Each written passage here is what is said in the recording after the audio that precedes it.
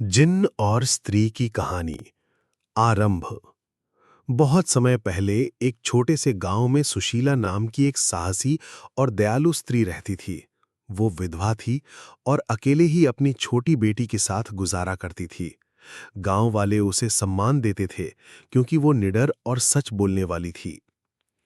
एक रात जब वो नदी किनारे कपड़े धोने गई तो अचानक हवा तेज चलने लगी।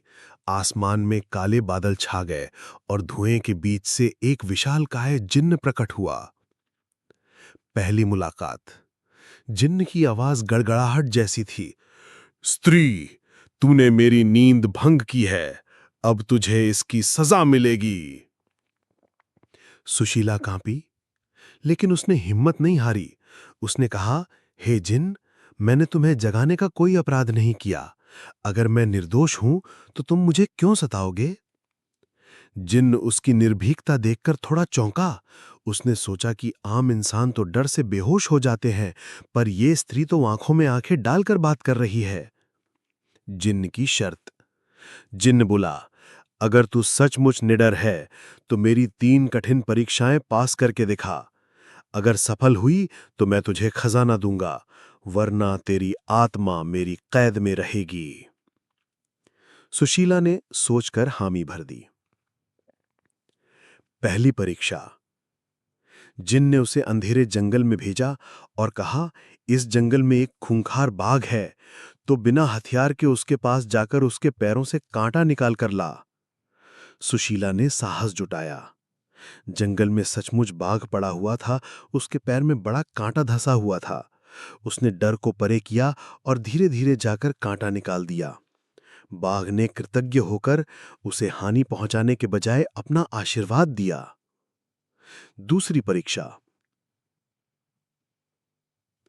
जिन्न ने कहा, अब तू पहाड़ की उस चोटी पर जाकर आग की मशाल लाएगी जहां आंधी और बिजली लगातार बरसती है।